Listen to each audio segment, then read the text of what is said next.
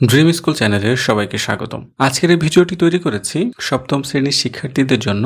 আজ আমরা সপ্তম শ্রেণীর বিজ্ঞান বইয়ের 31 ও 32 পৃষ্ঠার যে সমন্বিত ছকটি রয়েছে এই ছকটি নিয়ে আলোচনা করব এবং এই ছকটির সমাধান দেখিয়ে দিব। এই ছকটির সমাধান করার পূর্বে আমরা এই ছকটির জন্য নির্দেশনাগুলো পড়ে আসি। প্রথমে আছে, এবার নিচের সংকেতগুলো থেকে অনুমান করার চেষ্টা করো এই পদার্থগুলোতে কোন কোন মৌলের কয়টি করে পরমাণু আছে। তোমাদের বইয়ে বেশ অনেকগুলো মৌলের প্রতীক দেওয়া আছে, সেগুলোর সাহায্য নিতে পারো।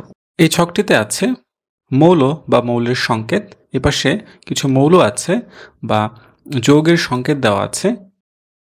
এই মৌল বা যৌগের সংকেতগুলোতে কোন মৌলের কয়টি পরমাণু রয়েছে সেগুলো শনাক্ত করে আমাদের এই ছকগুলো পূরণ করতে হবে। সুপ্রিয় শিক্ষার্থীরা, চলো আমরা এই ছকটির সমাধান দেখে আসি। প্রথমে আছে মৌল বা যৌগের সংকেত।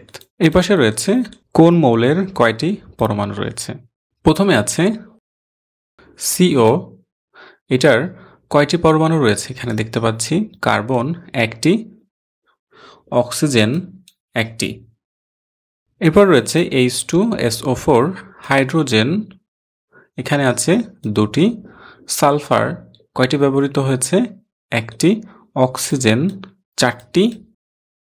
এরপর রয়েছে O3 অর্থাৎ অক্সিজেন, এখানে তিনটি পরমাণু ব্যবহার হয়েছে অক্সিজেনের।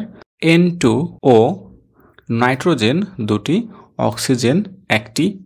সুপ্রিয় শিক্ষার্থীরা, এই ছিল আমাদের আজকের আলোচ্য বিষয়ের সমাধান।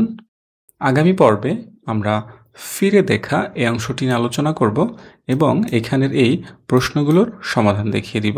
আজকের লেসনটি নিয়ে যদি তোমাদের কোনো প্রশ্ন, পরামর্শ বা মন্তব্য থাকে তবে ভিডিওর কমেন্টে লিখে আমাদেরকে জানাতে পারো। সামনে আমরা সপ্তম শ্রেণীর আরও ভিডিও লেসন নিয়ে হাজির হব। আশা করছি তোমরা আমাদের চ্যানেলটি সাবস্ক্রাইব করে আমাদের সাথেই থাকবে।